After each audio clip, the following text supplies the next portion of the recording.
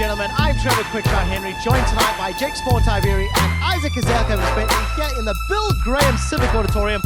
Names for another edition of Worlds Tonight. Gentlemen, it's been a long day, but was it fun? Yeah, it certainly was. I mean, those last couple of games had me sweating, actually, but another day over of Worlds and more surprises to come. Got an NA win, so it's always good. Definitely, and there you can see the results. We got our first look at Group B and last 4 teams to make their debut here in San Francisco. TSM there took down Samsung Galaxy, but before we get to that, it started with a much anticipated clash between reigning world champions SK Telecom and North America's Cloud9, and it was messy. Yeah, it certainly was, and I mean, SKT here came out with a vengeance, starting Bengi.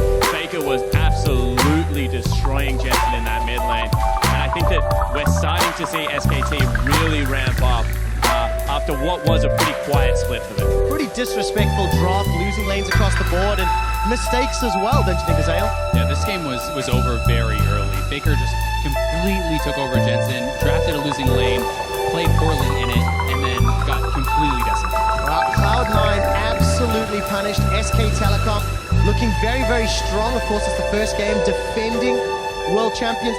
This is a bit painful to watch. I'm glad the B-roll is finally over. SKT pick up the win. Moving on, we take a look at Flash Wolves versus IMA. This is the 3rd seed from China. They stayed strong, and they came back from a very rough early game, much like a Game 5 victory to make it to Worlds. Yeah, exactly right, and much like that game, it was a lot of their jungler avoid list setting up the rest of the team to be able to take over the team fighting portion of that game. Flash Wolves, they did have the advantage, but they weren't able to close it out, and when the game gets a little bit scrappy, a little bit messy, you are definitely in IMA territory. Yeah, definitely was indeed. We also saw Group Z takes the rift once again. TSM made a statement with an extremely dominant win, and this was the team that really fans were expecting yesterday. Yeah, and this is really what they needed to get their confidence back. Bjergsen and Svenskeren especially went on a rampage this game, working so well together. Bjergsen getting an early solo kill on Crown, and Svenskeren in particular, even their loss yesterday, looked amazing on Lee Sin, and today he stepped it up to another level. Yeah, it's so fun when a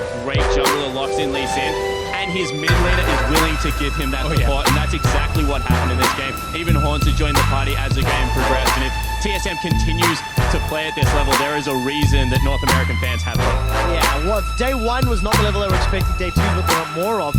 But talking about levels, we closed up the day with Edward Gaming going up against AHQ Esports Club. It was the #1 LPL squad that tried to redeem themselves from yesterday's upset.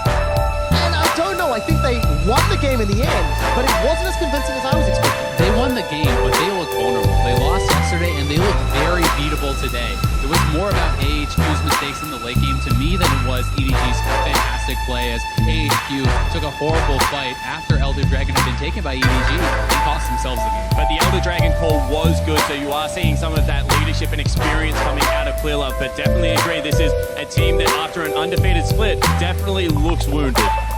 Beyond a shadow of a doubt, EDG though go 1-1, bouncing back. We didn't cover all of the games, but as you look at